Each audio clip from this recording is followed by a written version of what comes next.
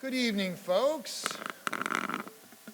Welcome to the first Tocqueville Center event of 23-24 academic year. And I'm actually surprised we have this many people here because, you know, second day of class and getting the word out is kind of tough. But we very much appreciate that you did come out to this very early in the year presentation. My name is Brent Nelson, and I am the interim director of the Tocqueville Center for the Study of Democracy and Society. The Tocqueville Center is dedicated to exploring the big questions asked by the best minds in the Western tradition. Alexis de Tocqueville, the 19th century French aristocrat, social scientist, philosopher, and politician, is one of those great minds. His classic book, Democracy in America, is still a must-read for all students of politics, especially students of democracy. This year, the Tocqueville Center is honoring the legacy of its namesake by focusing on, I gotta stop the sounding, there we go, yes. This year, the Tocqueville Center is honoring the legacy of its namesake by focusing on topics he was particularly interested in, that is Tocqueville himself. This year, we will examine Protestantism, commerce, civic associations, conservatism, liberalism, Catholicism, and the Black experience, all in America. And what better way to start this series than by focusing on Tocqueville himself? That is what we're doing tonight and tomorrow night with our three superb Tocqueville scholars. Tonight we will hear from one of these scholars, Professor Cheryl Welch, and then be joined by the other two scholars, Rick Abramenko and Raul Rodriguez, and we'll all be up here on the stage. And we'll have a panel discussion that will eventually include questions from the audience. So be ready to ask your questions. Before I introduce the speaker of the evening, let me first read Furman's Standards of Comportment. This event is part of the university's Cultural Life program, which provides opportunities for students to participate in a variety of educational and enriching cultural experiences. Through these events, students encounter a spectrum of issues, ideas, opinions, and artistic expressions from various disciplines and cultures. CLPs invite meaningful dialogue leading to a healthy understanding of and respect for differences. The views and opinions expressed in this program are those of the speakers and do not necessarily reflect the views or positions of the university. All participants are expected to display respect for the presenters, performers, and audience members. Keep an open mind in the presence of new ideas and opinions, and conduct themselves with civility. In turn, all presenters are also expected to encourage productive and responsible conversation consistent with the mission and values of the university. Before we begin, if you have not already done so, please silence your phones. Now, if you are a first-year student, that was the first time you've ever heard that. By the time you're a senior, you will have memorized it. So I'm just saying. Okay, now to the main event. Cheryl B. Welch is a retired senior lecturer on government in the Department of Government at Harvard University. She earned her BA from Simmons College and her M.Phil and Ph.D. from Columbia University. Her research interests are in the areas of the history of political thought, especially 19th century France, liberal and democratic theory, and the history of human rights. She is the author of Liberty and Utility, the French Idéologues, and the Transformation of Liberalism, and de Tocqueville, which is an Oxford book, and she is the editor of Critical Issues in Social Theory and the Cambridge Companion to Tocqueville. Welch has published articles in political theory, history of political thought, modern intellectual history, the history of European ideas, perspectives on politics, the Tocqueville Review, and Society. Those are all professional journals, as well as articles in many collective volumes.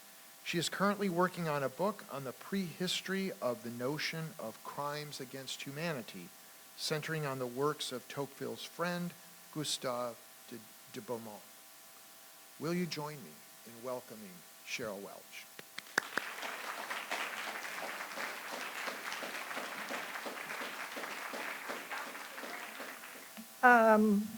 Okay, so please bear with me as I say. I'm just trying to show you some pictures to keep us awake.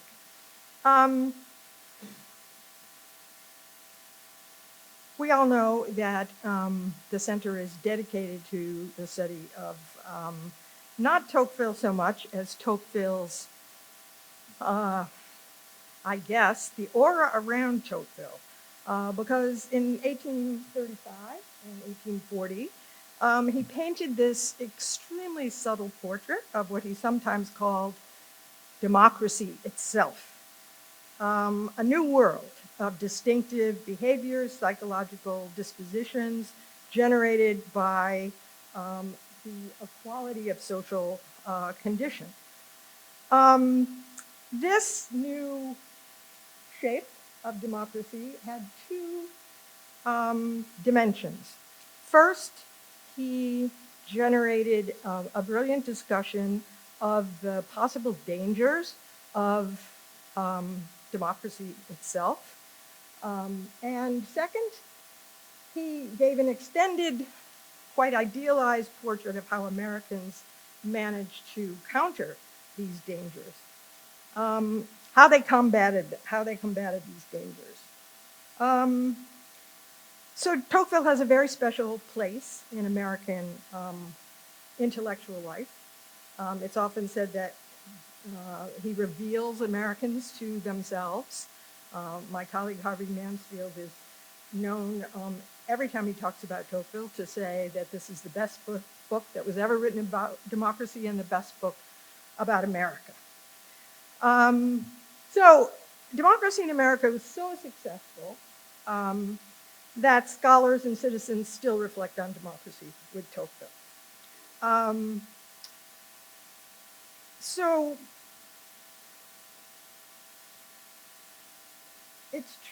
today it's the case that scholars from around the world, from every part of the political spectrum, use Tocqueville to analyze their own problems with democracy. So this is just a brief list of aspects of scholarship on democracy in which Tocqueville is central. Some of them we're going to hear tomorrow from Raoul and Rick. And it seems that Tocqueville is never ending in his ability to provoke discussion. So I asked myself, in terms of thinking about what to talk about today, how did Tocqueville himself practice the lessons of democracy in America? And so in this essay, I argued that there's actually another Tocquevillian perspective on how to combat the threats to a free form of representative democracy, other than the many discussions of institutions, behaviors, norms, attitudes that he found in America that he thought would actually inoculate Americans against the dangers of democracy. But the perspective I want to explore today emerges from the analysis of how Tocqueville chose to act to move his own society towards greater civic freedom. After all, the whole point of democracy in America is to create lessons not for Americans, but for Europeans, and particularly for the French. And it also occurred to me that 19th century France is in some ways a better analog to our current political situation than is Jacksonian America. Tocqueville's diagnosis of the challenges of his own dysfunctional democracy and his recommendations of what to do about it may deserve our attention and may be at least provocative. So it's this politically engaged Tocqueville whose ideas I want to talk about tonight.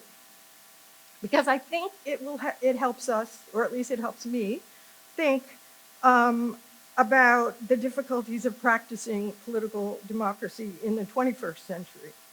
So rather than trying to revive a romanticized American past, which some scholars actually try to do, I think, what can we learn by foregrounding his writings on the challenges of his own particular circumstances? So this is what I'm going to talk about. First, why I think there might be an analogy between 21st century America and 19th century France. And then a brief detour, and very brief. I'm not going to really talk about that much, but it's in the paper, and I'm sure that my colleagues may differ with me on this part of the presentation. Then I'll try to give you a sense of how Tocqueville saw his own society, the portrait he gave of dysfunctional democracy, and finally, what kinds of lessons we might draw from Tocqueville's practice.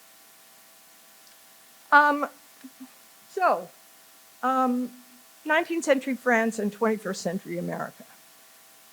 It seems to me, and rereading Tocqueville's Democracy in America yet again, he's very careful, because he has a French audience, to say that Jacksonian America is not a blueprint for France or the contemporary, and I'm thinking that it may be not a blueprint for contemporary US either, at least not in a direct kind of way. There's a place in the second volume where he says at one point, I don't know how many times I have to say it, I'm not saying we should adopt these institutions. I'm saying that what we learn from America is that we always have agency. We can always change our fate. We don't have to succumb to the evils of democracy. We can overcome those. If the Americans have done it, surely the French can do it.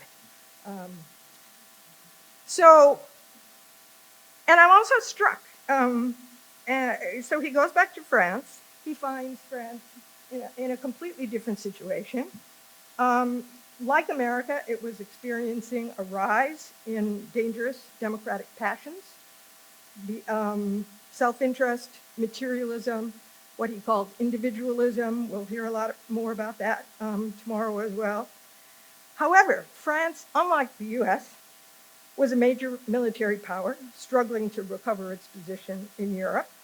It was administratively centralized to a high degree already. It had, unlike America, a strong executive. That was the focus of the popular imagination. Unlike the America that he portrayed in Democracy in America, it was a society divided by class. It was rife with religious tension. It had a legislative branch that reflected this polarization and was very weak and very unpopular, and people did not trust at all in its legislators. And it also had a populace that was distrustful of elites, dominated by populist passions, prone to insurrection.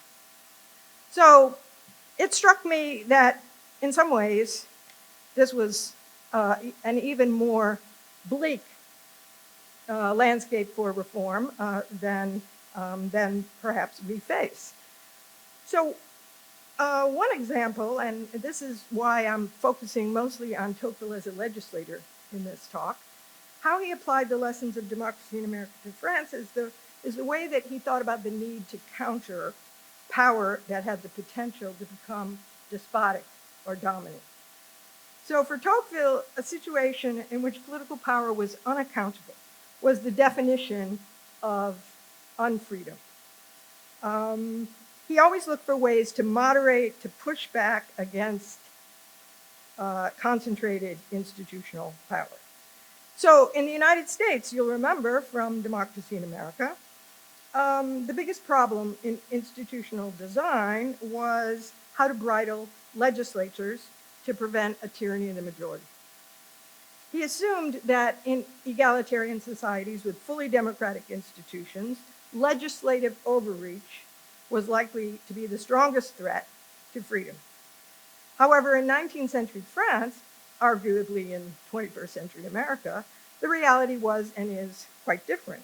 Legislative weakness, national executive dominance in a situation in which the national government is inevitably centralized to a much greater degree than was true in the early American Republic, and in which the executive is the dramatic focus of the popular imagination.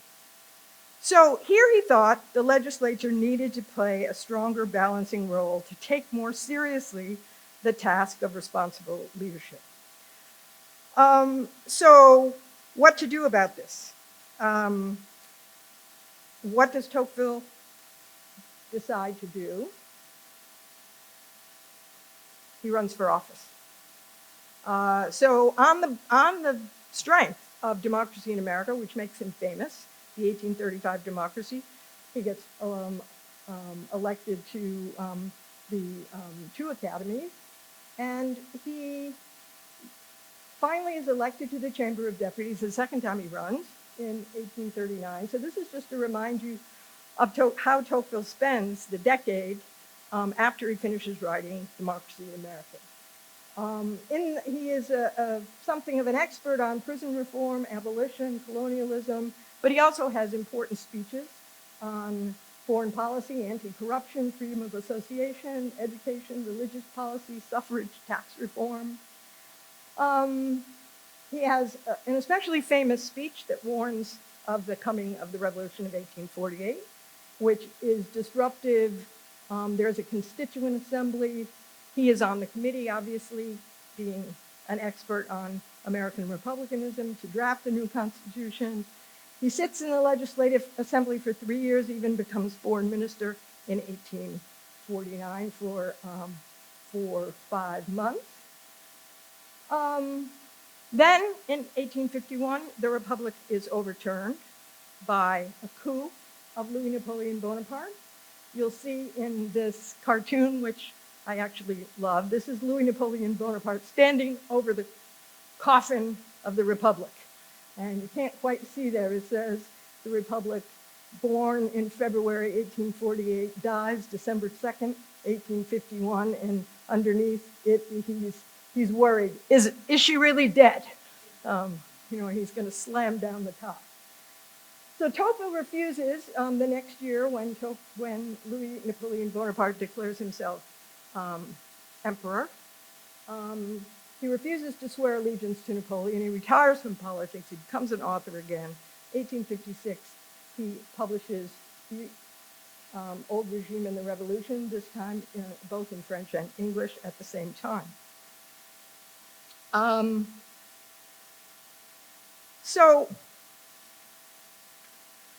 before I look at his portrait of dysfunctional democracy, I want to take a short detour, very shorter in this talk than in the paper, so you'll be happy to hear about that. But it occurred to me as I read through Tocqueville and also read some of the commentary of people who have done the editions of his work with all the buried notes, that his position on centralization is more complex than we often think. That is, we often think of him as a thoroughgoing critic of centralized power, of the modern administrative state, and even someone who is an implacable foe of what we might call big government. And I think it's quite true that his critique of the process of state formation, that is, how administration got going, especially in France, is at the heart of his attempts to salvage what he called la vie politique, a free way of life. Yet I think that he recognized that both governmental and to some extent administrative centralization would play a role in the future, in the democratic future, and the future that he hoped for, not just the one that he dreaded.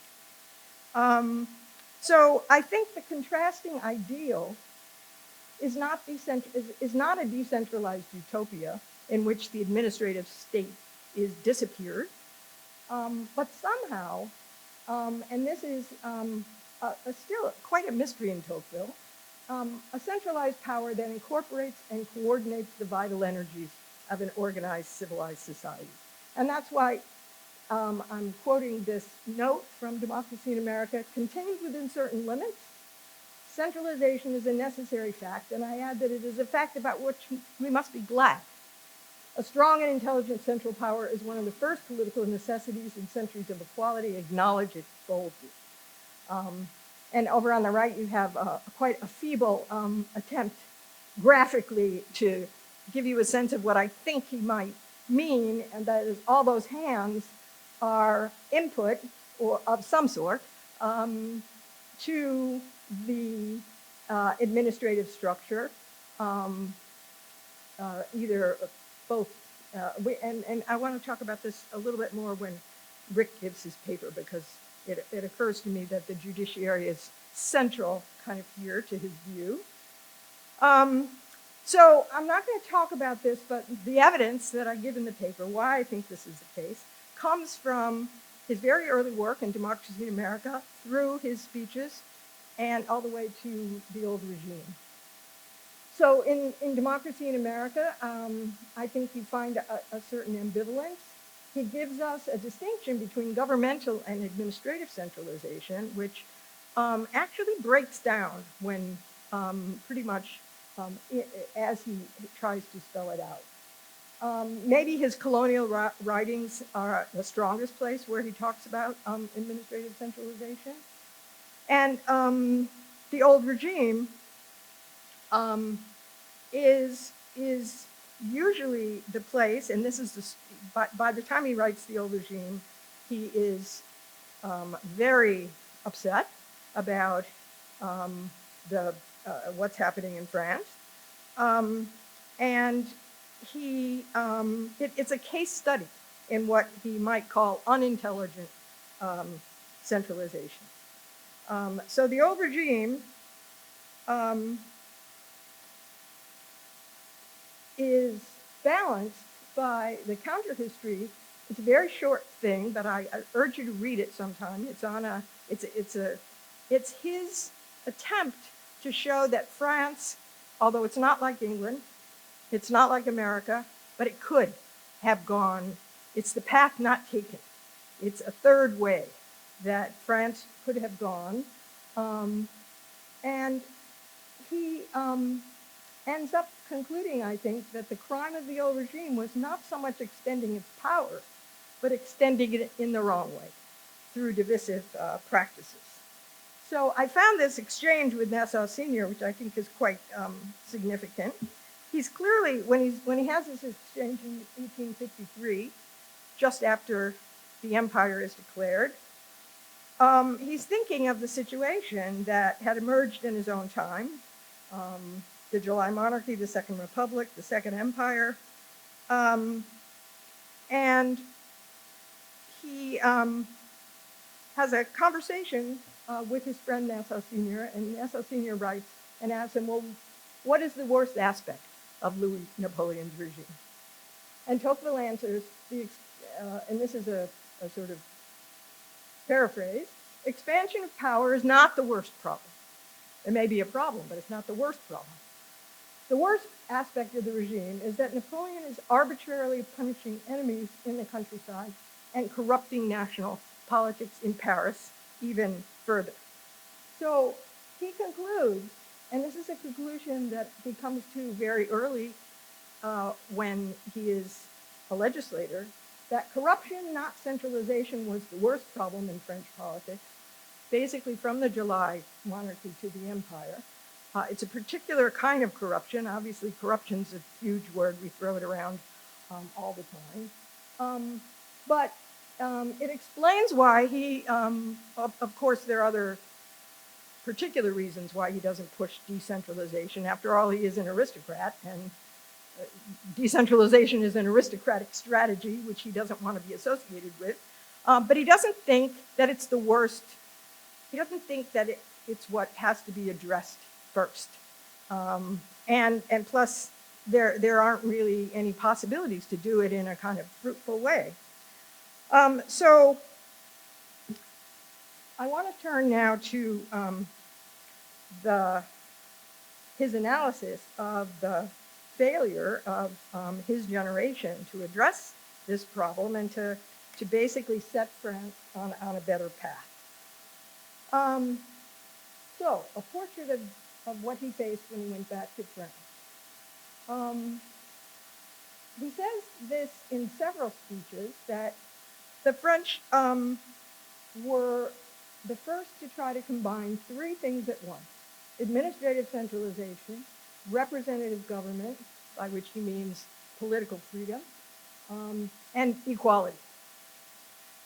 And I think that he is here saying something like, just like 19th century America is unique, but it's capable of generating general lessons that he is trying to think through, his own country was singular in its circumstances, but representative of a general problem for creating a free form of democracy.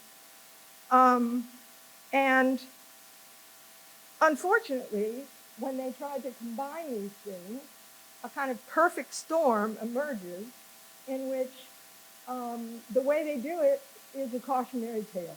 It's not a model. It's something we have to avoid.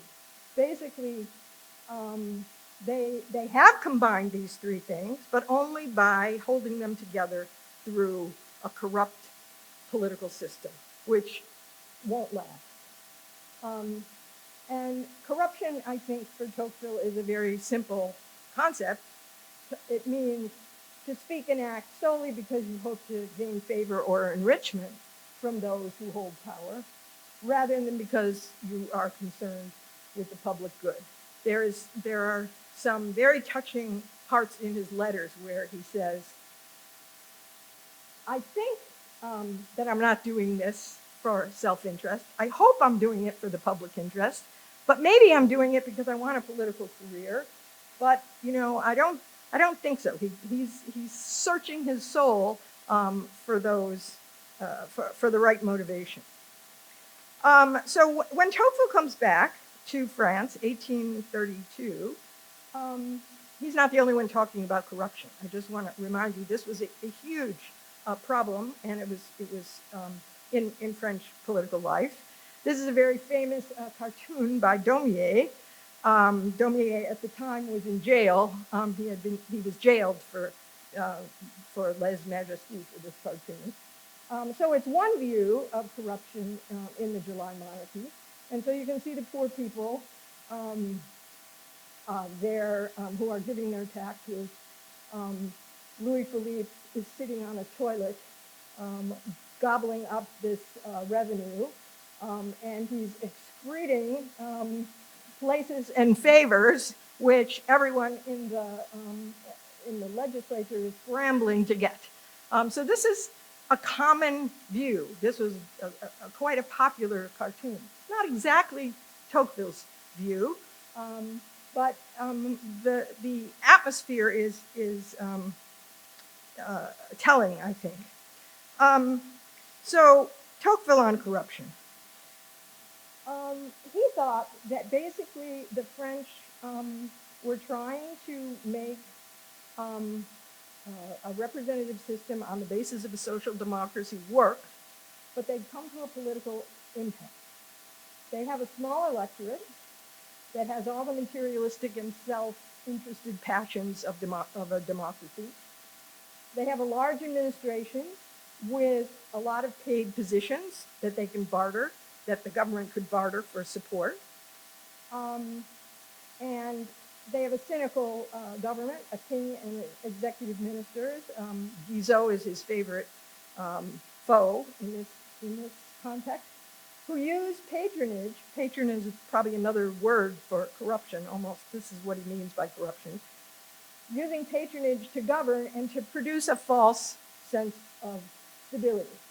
So all the political actors, the king, the ministers, the deputies, the voters, all of them exploit a public good, that is, public office, for private ends, right? So it's this kind of desperate impasse. And in fact, this kind of politics, which, and here this is a lesson straight from Democracy in America, which is based only on self-interest, the dangerous passions of an egalitarian social condition, deepens those very democratic passions. It reinforces self-interest, materialism, and individualism. So there is this almost vicious circle in France in which the political system, instead of trying to break away from the dangers of the democratic social condition, is just entrenching them and making them worse. So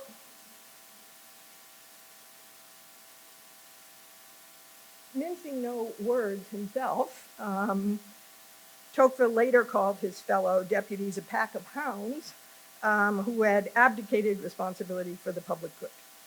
And the public, the French public, and after all, one of the things we know from Democracy in America is that we have to worry about the mores of citizens in general, because that's the most important thing that supports a free government.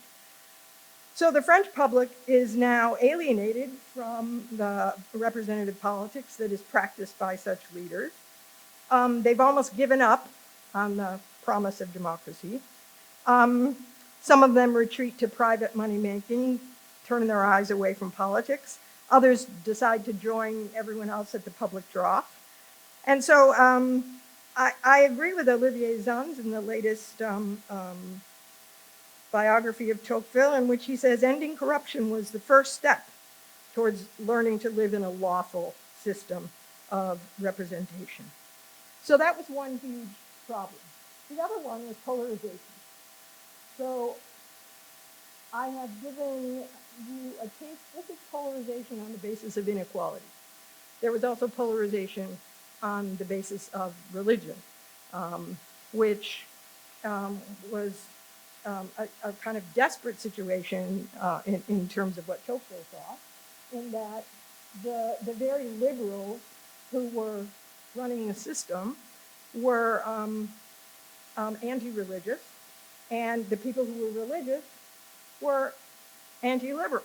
That is, there was no way that these things, there was a kind of secular group, and there was this other group, and that they talked past each other, and they talked in very lurid ways, in such a way that he thought perhaps they could never solve the problem of religion and politics in the French context.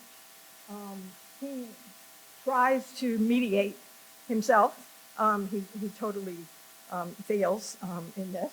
But he thinks the same dynamic is going on with inequality. So you have an administration, a government which is ignoring the needs of the poorest citizens because they don't vote, they don't need this group. The opposition exploits this failing for partisan purposes, but they don't have the power to do anything. So they basically just use rhetoric to make the situation worse. Both sides then come to a kind of impasse. And he's particularly struck by the polarizing effects of political posturing and this kind of lurid rhetoric that once you say something, you can't unsay it. And once you say something, especially in the context where you need someone to cooperate with you, it becomes impossible. So we know that Tocqueville is very attuned to language. He's very attuned to this problem in politics. So what he concludes is that basically the elite has abdicated responsibility, and they're promoting political instability. Citizens conclude that political life, as he says in a letter to Beaumont, is merely a self-interested charade in which the people lose. So how to break through this impasse? And again, from Democracy in America, we know that Tocqueville is not one to succumb to fatalism or determinism. In Democracy in America, he says, the factors that influence politics are circumstances, which we just inherit, mores or mores, which are the most important, but they're sticky. You can't change them quickly. You can't, it's very difficult to change them. And then you have laws and politics. These are the least important, but they are the lever that we can control. And human intervention, I think, is a lesson of democracy in America, that the ills of democracy can be mitigated through human intervention. He concludes that the elites are part of the problem. They also have the power to find a solution by modifying political institutions, working to change elite practices and norms in a way that then might have a ripple effect. It might influence the whole country. So his reform strategies, which may surprise us if we think only in the context of America, are first, I guess you'd say, he decides to regulate. That is, the national government should close the door, the revolving door between bureaucracy and the legislature, and also reform the electoral system. We could talk more about what he means by that, but basically the issue is if you can sell offices to get support, how can you stop people from doing that? You can professionalize. You can change the way the laws work, and then you can also reform the bureaucracy through competitive exams. He even suggests that maybe Russia is not all that bad. So this is a very surprising thing to hear Tocqueville saying, and I don't think he's saying that you should centralize in an unintelligent way, but he's trying to intervene and nudge the political system in a better direction. He also, and this is, he has several versions of this, but in the late 1840s, before the Revolution, he wants to create what you might call a coalition of the willing with a new political agenda. So part of this would be to push the civic ideals of 1789. We often forget that Tocqueville was a big fan of the early idealistic phase of the Revolution. So especially freedom of association, freedom of speech, freedom of religion, and a modest increase in the electorate. And then he wants to combine this with social reform. So for instance, tax reform should, this is Tocqueville's words, rework the entire system in such a way as to reduce the burden on the poor and increase it a bit on the rich.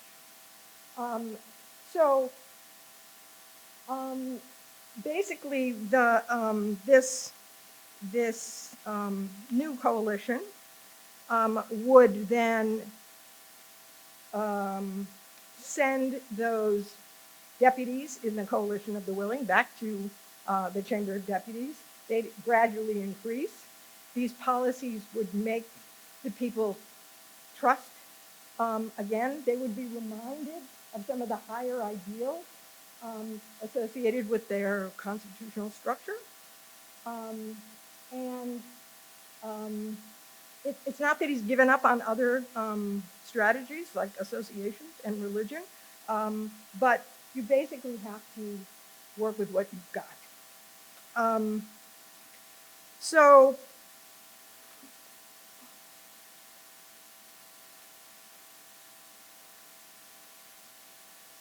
let me talk about the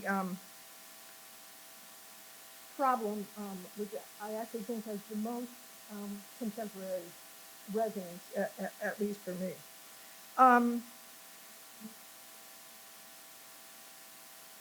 Tocqueville's career, I think, reminds us that to transform what we might call a toxic political culture is a very difficult task, Herculean.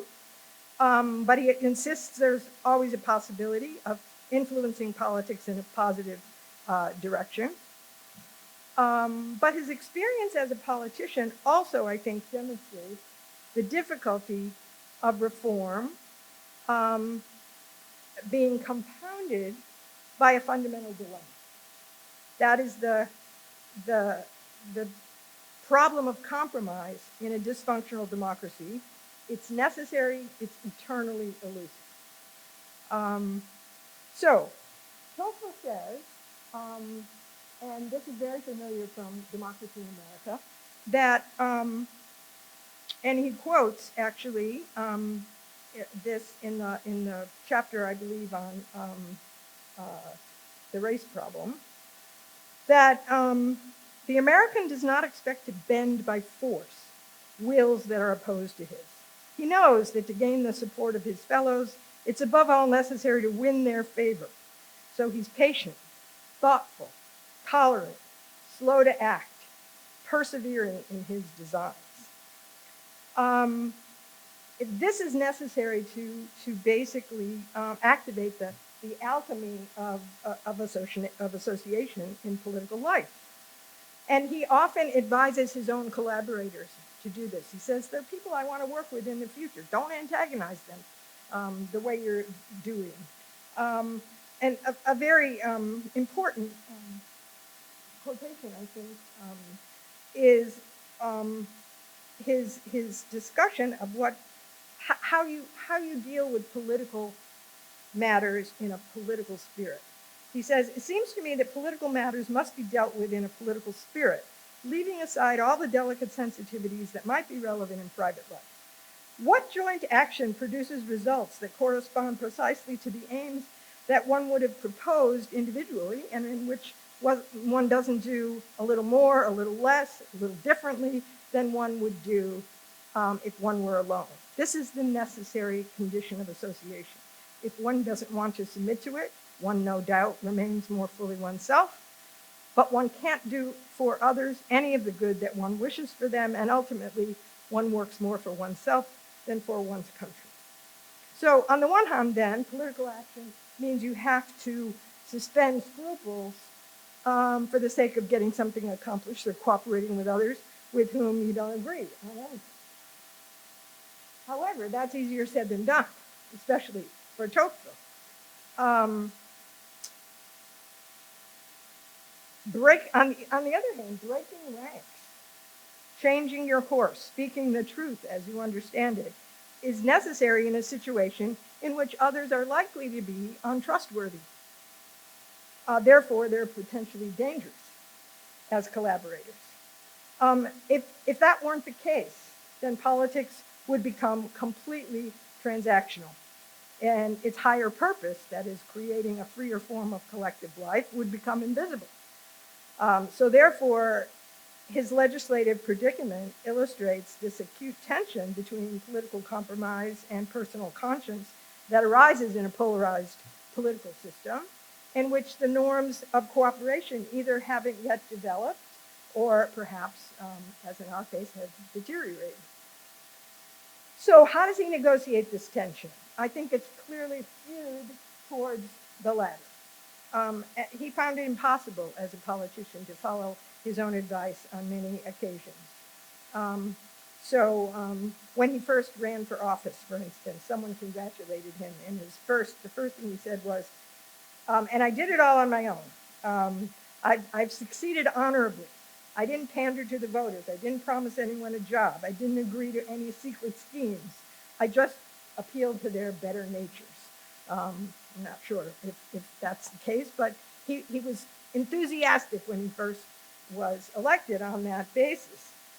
He refuses to cooperate when he's in the legislature with the government on domestic matters on principle, because he believed that Guizot was deliberately exploiting individualistic and materialistic passions and instincts of both the voters and the deputies by using parliamentary patronage or corruption as a strategy.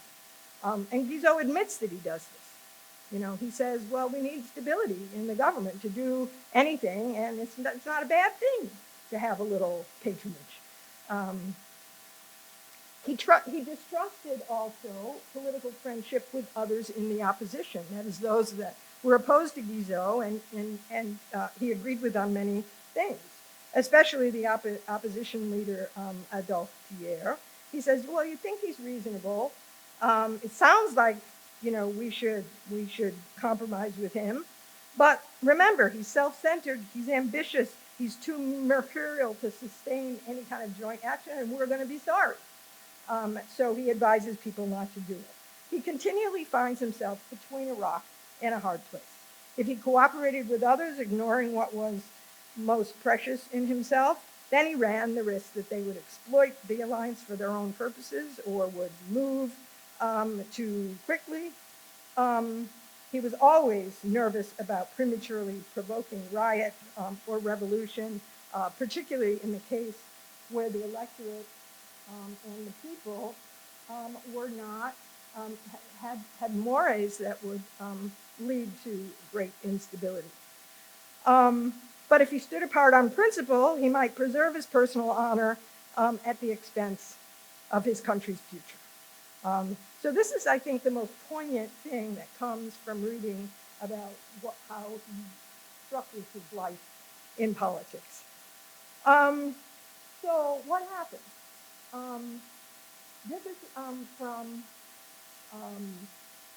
a letter that he wrote to the Times of London after the coup of Louis Napoleon, in which Louis Napoleon was spreading all kinds of rumors about how why he had to have the coup, and there was basically he was thwarting an insurrection. So he was Tocqueville was trying to set the record straight. But then he also says, nevertheless, we screwed up. He says history will have serious charges to bring against this legislative assembly. The parties were not able to agree. This led to uncertain, even contradictory policies that ended by discrediting it, rendering it unable to defend liberty or even its own existence. And then he adds that the majority of the assembly, instead of conspiring against Louis Napoleon, sought nothing so much as to avoid a quarrel with him. It pushed moderation to the verge of weakness and a desire for conciliation to the point of spinelessness, right? And then here we are. They're left with an authoritarian populist regime for the next 20 years. So what am I going to conclude from my little tour of Tocqueville? In the early 20th century, late 19th century, there was a phrase in French that was also the same in English, as Tocqueville said. I'm sure we'll hear that a lot. That is, as Tocqueville said, we should X. And I've been on several panels with eminent Tocqueville scholars in which we generally end with, well, what would Tocqueville say? Well, what would Tocqueville say if he were to come to 21st century America and see how we are today? And I think, and Raul is going to talk a little bit more about this tomorrow, there is those who take the cultural critique seriously, as we all should, reading Democracy in America. Look to contemporary America, and they're pretty horrified. They said Tocqueville, he would throw up his hands, basically. He would say, this is not fixable. He would probably withdraw from politics and maybe withdraw and maybe create smaller communities where we could somehow recreate the culture from the ground up.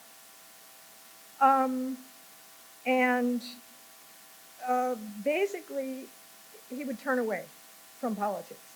But I think if we look at Tocqueville facing a situation that was at least as serious in terms of what we would call civic culture as ours, this is not what Tocqueville does. It doesn't seem a Tocquevillian answer to me.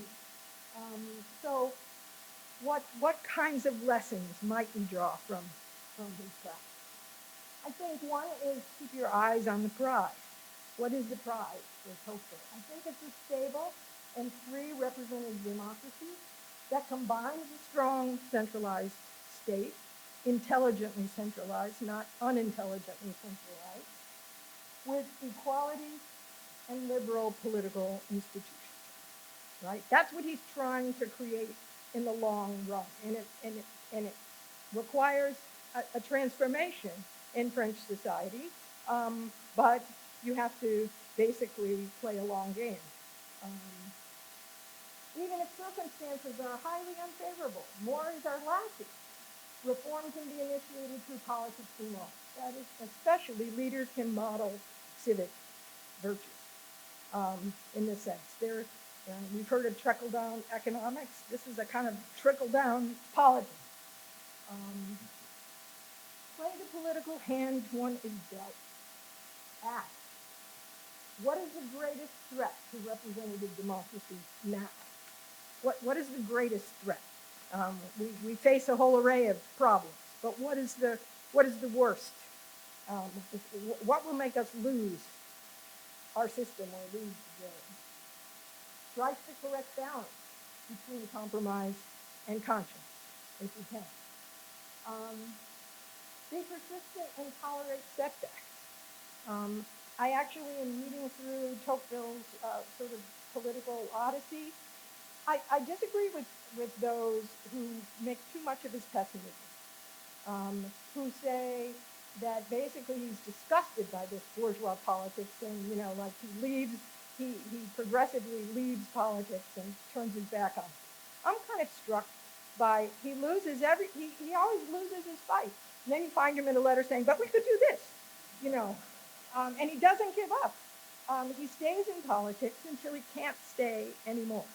I think he has a sense of duty going back to his honorable aristocratic ancestors. He was a patriot in that sense. And so he's persistent. You see him say, I can't believe this happened. I'm totally disgusted. I've got a sterile career here. What am I doing? And then in a couple months, you find him writing to a politician who's much more successful than he is, because Tocqueville himself was not a good, what we would call, politician. He was very nearsighted, so he couldn't exactly glad hand people because he didn't even recognize them, never mind remember their names. So he was not successful in that sort of political way. On the other hand, he was successful in small groups, and he keeps trying to get the opposition to over to his way of thinking. And finally, I think he's saying, remember the cost of failure. That is, if we say that our politics and our society is in such bad shape that we just withdraw, we just let the chips fall where they may, who cares what happens?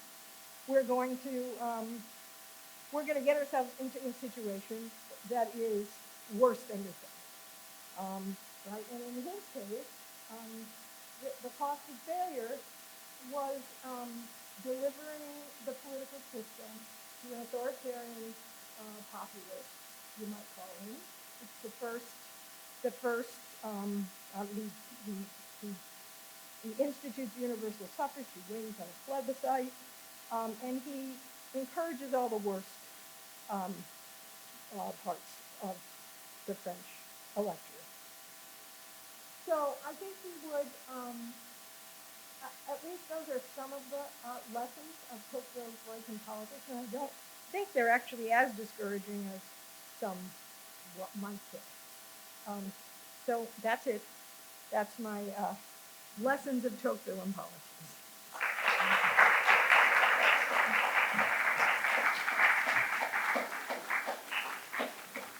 Thank you, Cheryl. And now I'll ask you to go and sit over here, and I'm going to have Raul and Rick come and join Cheryl on the stage. And I, too, am moving over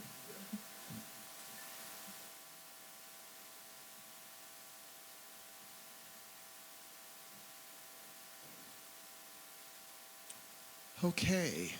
Let me, first of all, introduce these two gentlemen to my left. And thank you, Cheryl. That was excellent. We've got lots of things to chat about here. But let me start with Rick Avermenko, off to my left here, he's a professor of political science at the University of Wisconsin-Madison. Go Badgers. That's where I did my graduate work. He's also the director of the Center for the Study of Liberal Democracy and the editor-in-chief of the Political Science Reviewer. He is currently the Tim and Stephanie Bush Family Visiting Professor at the University of Notre Dame. He earned his BA at the University of Calgary, MA at Carleton University, and Ph.D. at Georgetown University. Professor Avermenko is the author of Courage, The Politics of Life and Limb, the co-editor of Friendship and Politics, Essays in Political Thought, Dostoevsky's Political Philosophy, Aristocratic Souls in Democratic Times, Canadian Conservative Political Thought, and Aristocratic Voices, Traditional Alternatives to Liberalism, Populism, and Radical Egalitarianism. He has recently published articles in the Review of Politics, American Journal Political Science, Perspectives on Political Science, Perspectives on Politics, Polis, the Political Science Reviewer, and Political Theory. He is currently working on a new book, manuscript. Is this true? The Crush of Democracy? Is that right? Yeah, The Crush of Democracy, Tocqueville and the Egalitarian Mind. Now here's the important part. All that's just fluff. He is an ardent fan of the New York Yankees. Why? The Edmonton Oilers, okay, we got the Canadian thing there, and now this is my favorite, the Green Bay Packers. Yeah, so he's a cheesehead too.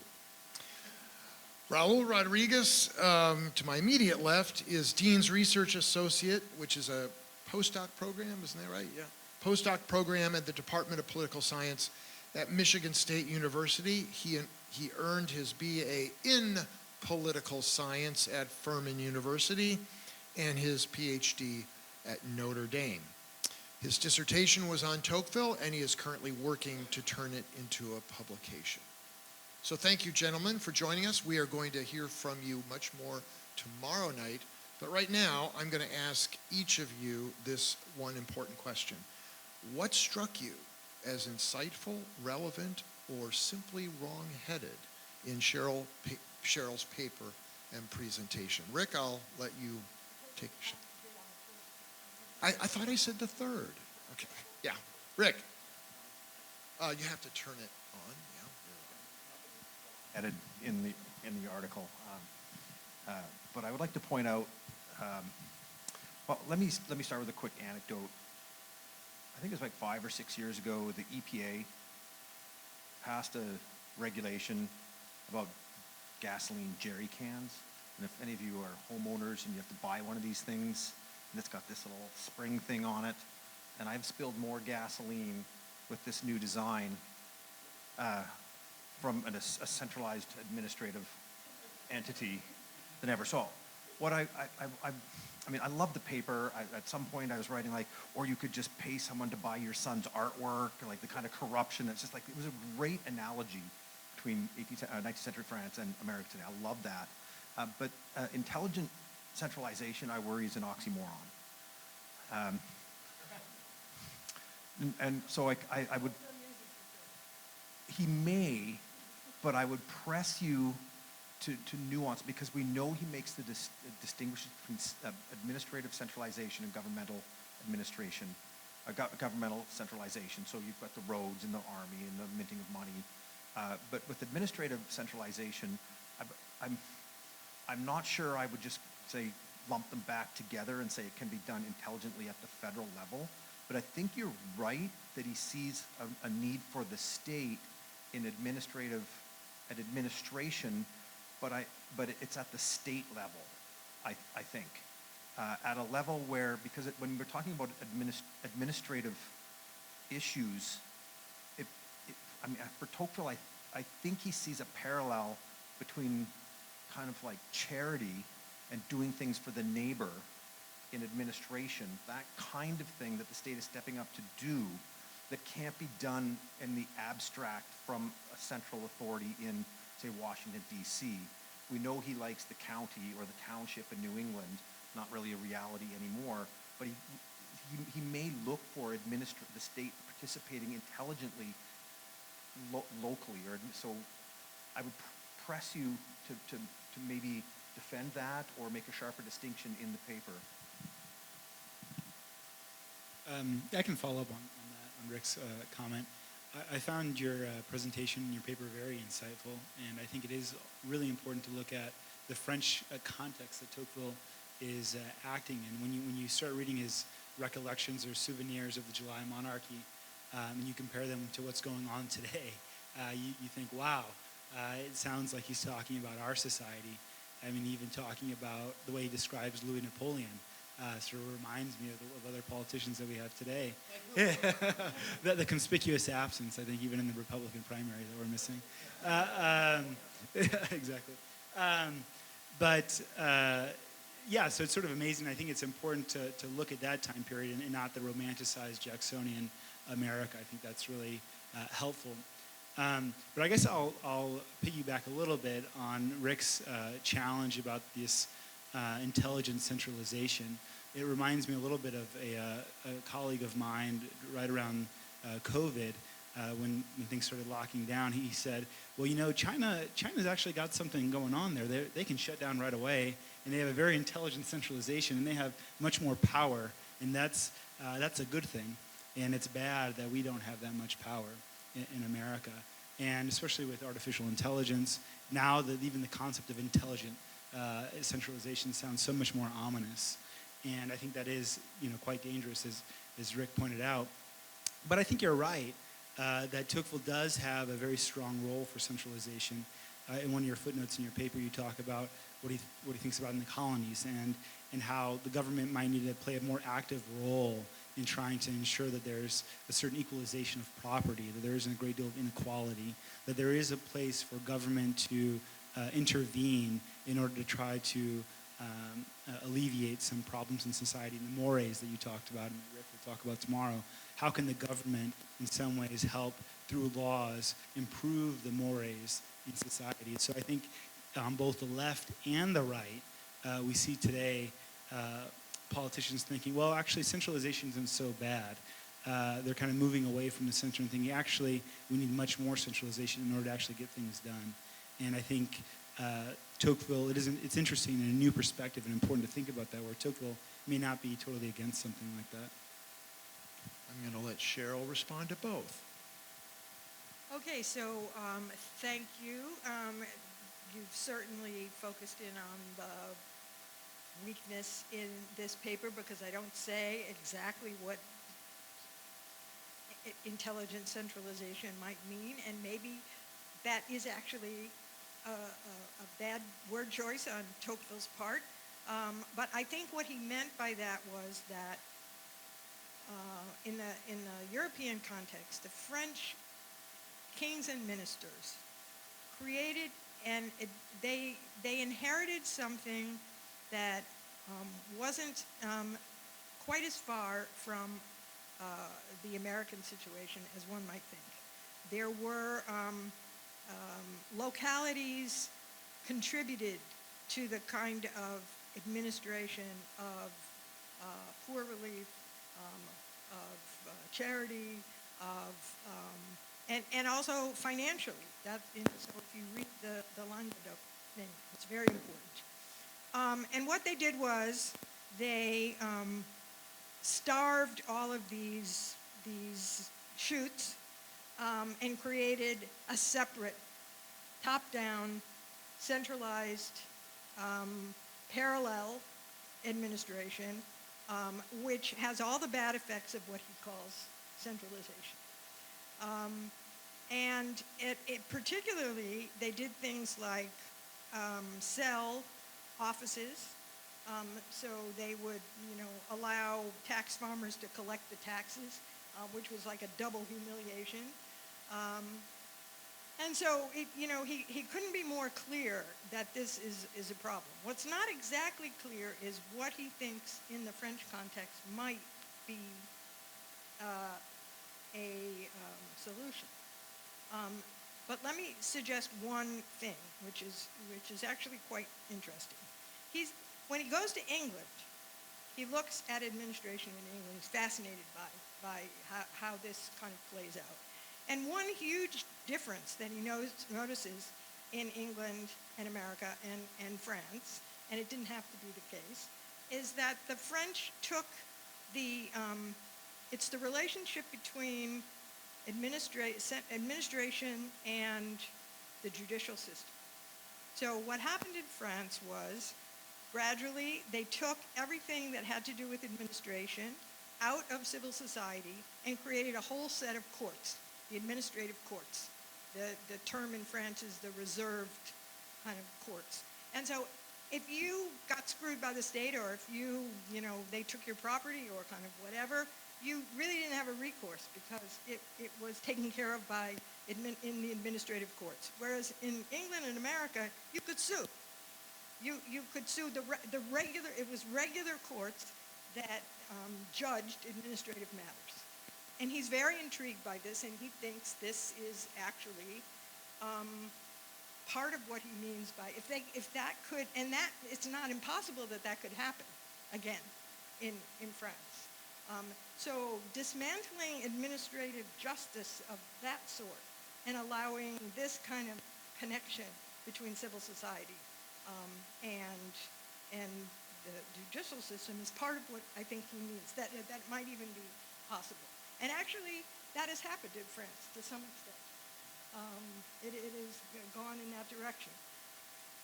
Another way is obviously this kind of cooperation that could happen between some sort of local elected bodies and the existing administration. It can't just be that they give advice.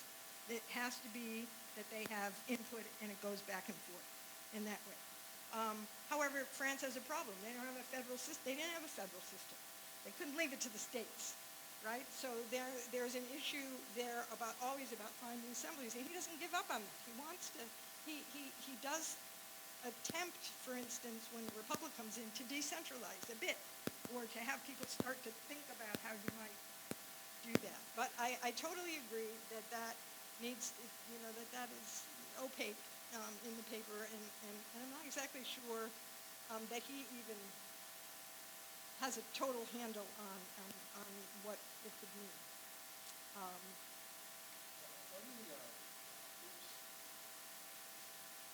Let me move a little bit away from this particular dispute and push you a little bit on your parallel between mid-19th century France and 21st century America. And don't be abstract. I want to know, is Trump going to be Napoleon III? That's my big question. But no, I really want, people talk all the time now about the United States being a corrupt system, especially from the right.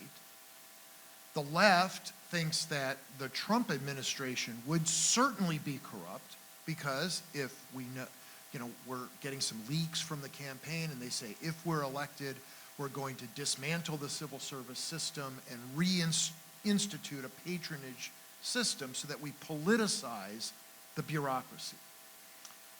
So each side is accusing the other of either being corrupt or going to be corrupt. Is that really the same as what was going on in 19th century France? It's a long question. I'm sorry. Yeah. So, no, of course not.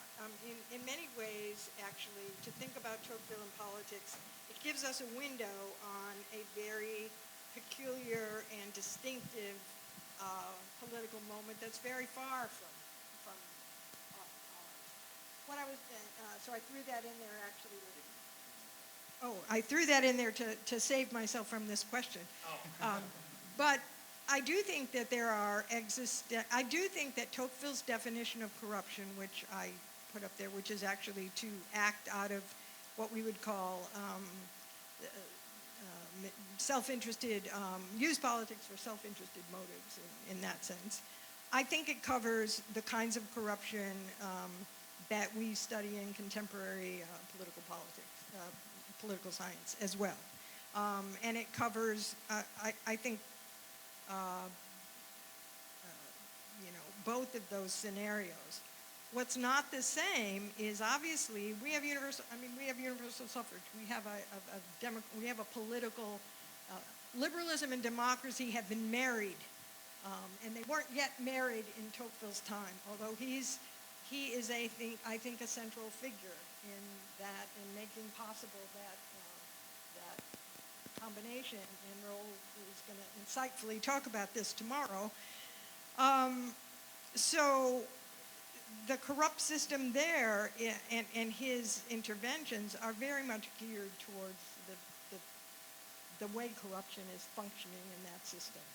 I also don't know, when I suggested that he says, what is the worst, that we have to figure out what is the most dangerous part what is the most dangerous threat to our political system. I don't know if he would think right now it's corruption. I mean, maybe he would. Maybe I think he might think that it is the loss of a kind of dedication to constitutional norms, in some sense. He might, and if that's the problem, then you have to have a strategy for that problem. So I was trying to finesse that a bit. I mean, I would think he thinks corruption would be a problem, and patronage is, he has no toleration actually for patronage. But I'm not sure. Maybe others might think, I thought it was a useful thing to think about it. It's like, what is the worst? Yeah, just quickly to jump in and to be a little less abstract. Yeah, I think what Tocqueville would say, some of the problems with the mores, that the citizens, in a way, are prepped and sort of primed and ready to have a democratic despot come to power. So I think he would be concerned about Trump. I think there were, but I think the real problem is the people, I guess, or the citizens, the way in which they're primed for it. But just some similarities between Louis Napoleon and Trump. It's interesting. Tocqueville says that Louis Napoleon, that he had some political insights and he had some political acumen, but all of his actions reminded him of his youthful escapades. And I think that's something that you sort of see. And so I think, there are, even the storming of the Capitol, there was sort of like the coup that took place with Louis Napoleon after realizing he couldn't stay in power. There's sort of even like a very symbolic resemblance in that regard. So it's sort of scary to see. But again, I think that the bigger problem, which I think sometimes people are so concerned about Trump, which they should be, but I think the bigger problem is the citizenship, and also what Cheryl mentioned too, statesmanship, the sort of lack of statesmanship that we have. I have a habit of asking what's the worst that could happen. And I think politically speaking, the worst that could happen is they lop your head off, right? That you get murdered by a regime. And the worst thing that could happen, I think, is some kind of civil war where people die left, right, and center. And I'm not saying we're on the verge of a civil war in this country, but the worst thing, I think, okay, so I'm going to, you guys are crapping all over Trump, so I'm going to crap all over Biden here. Like, the worst thing that can happen is someone could give your son $50,000 for a painting and you become the ambassador to Lithuania. I don't think that's the worst thing that can happen. The worst thing that can happen is it turns violent and we start dying. And we lose our brothers and sisters and parents in political violence. I don't think we're there. I'm glad that we're having the fights that we're having. Is Trump a despot? Is Biden the most corrupt and inept president? It's on the margin of where we could be. Like, I regard the Ukrainian-Russian war as a kind of civil war. I am an Avramenko from Odessa. I'm not, my ancestors from Odessa, they were Russians. So you call my grandfather Ukrainian and you have a problem because he's Russian, right? But they're from Ukraine. So a civil war, I think, is the thing that we need to avoid. And the kind of problems that we're having right now, they're kind of good. you know, because we haven't started throwing our political opponents in prison yet. You know, it may come. That's not good. If we are murdering them, y'all heard that the guy, the Wagner, Prigozhin, Yeah, Prigozhin had a was- plane accident today. There's a missile. Yeah, he got shot down. His plane got shot down outside Moscow. Yeah, they shot a missile at him. Like, this is the worst thing that could happen. Like Biden takes off, missile, and you know, like, we don't do that here. And this is a good thing. We have, relatively speaking, peaceful transitions of power still, right? So I'm an optimist. I'm an optimist on this. I am from Canada, and we say in Canada, the optimist says the glass is half full. The pessimist says the glass is half empty. The Canadian says the glass is half full, but I probably have cancer. But I'm not like that, right?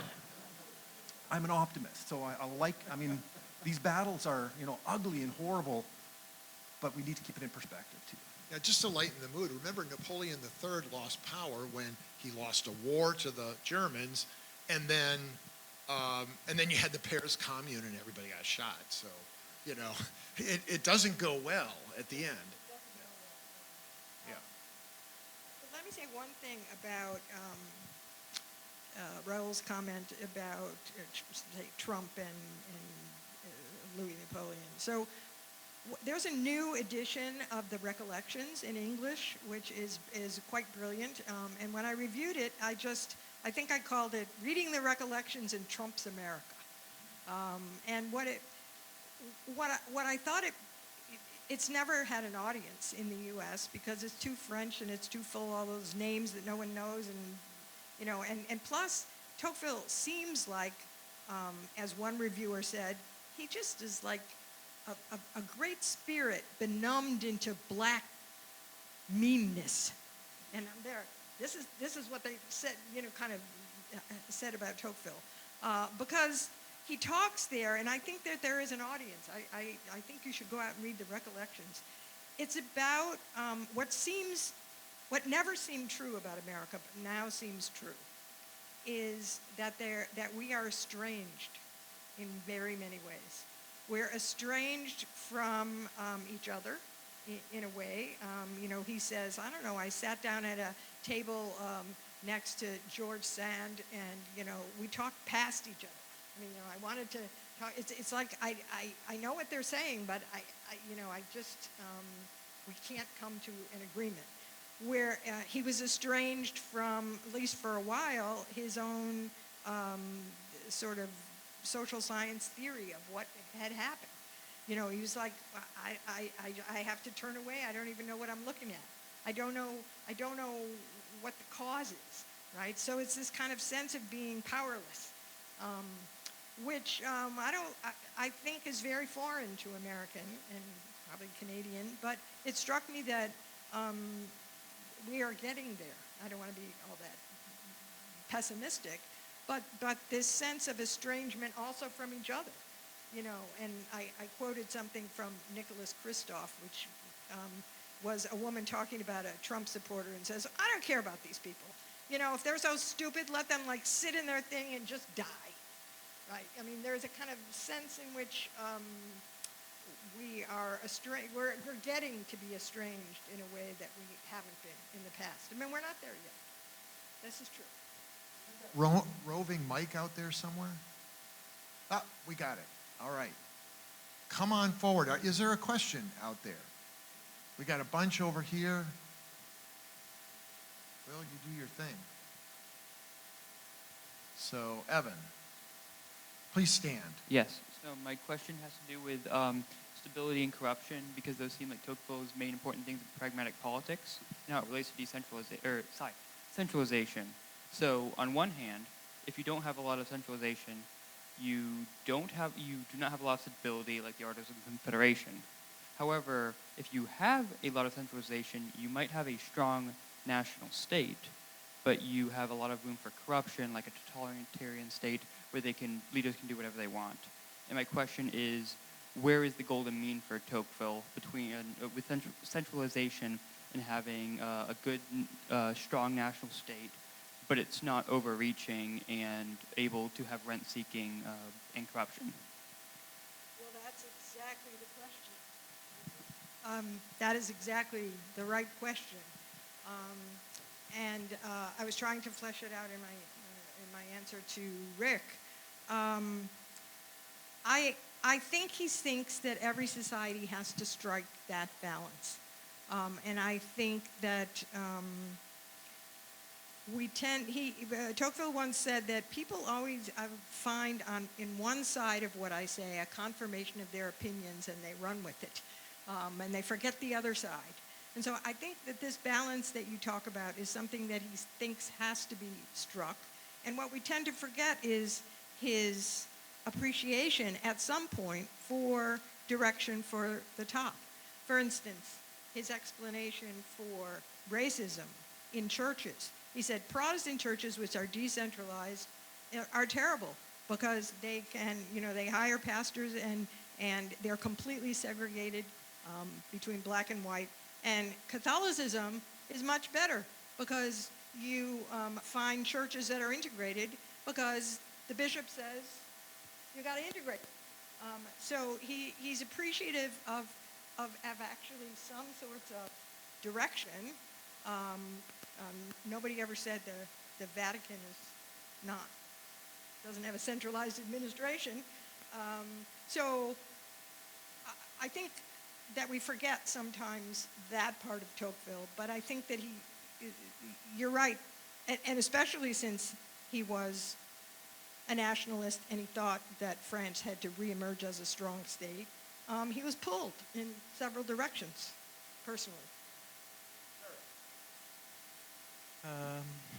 When you have your last point, remember the cost of failure, do you think that could help or is one of the main causes of the political division within this country currently?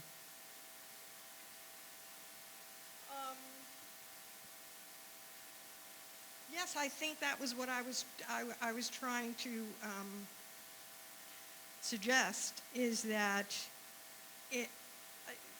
if we can't make some sort of at least cooperative politics in which people at least talk to each other and hammer out some kind of thing that people aren't, that may not satisfy anyone. If you don't do that, the only thing, kind of worse than a very dissension politics is when you don't have politics at all. And I think that's how he viewed what happens under an authoritarian figure like the first Napoleon and the second Napoleon. He thought that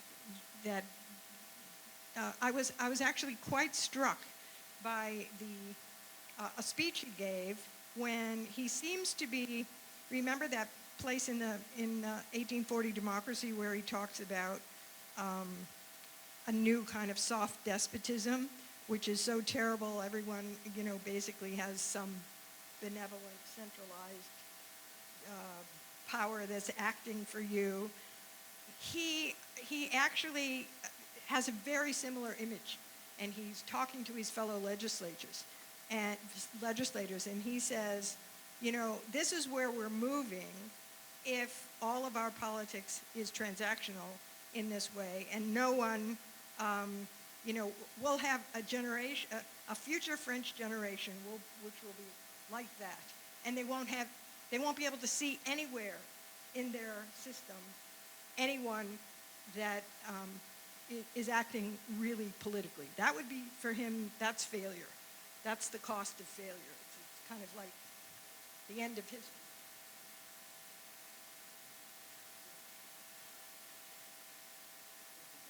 I think we're going to have to hold it there. We've held you a long time anyway, and sorry, but she'll be up here in just a second. But as we wrap up this evening, let me first invite you to come tomorrow evening at 5 p.m. in this room for part 2 of Tocqueville in America, and we'll be hearing presentations by Rick and Raul and commentary by Cheryl at that time, so they'll get to talk. We kind of kept them quiet today, but they've got things to say. Finally, we are starting something new this year, the post-CLP discussion. Dr. Jim Guth, and Jim, stand up. He's right here. Dr. Jim Guth is the Keenan Professor of Politics and International Affairs and Tocqueville Distinguished Scholar, and he will be facilitating a discussion just beyond that wall there, where there are also cookies. So if the session stimulated your thinking and you'd like to try out your ideas in a small group, or you just want a cookie, join Dr. Guth when they pull the wall up in about 1 minute. So we really want you to take advantage of this. Don't let that good thought in your head die. Get it out. Dr. Guth will take it. Somebody else will take it, and you can begin discussing it. Okay, now let's show our appreciation to our speakers. Thank you very much. You are dismissed.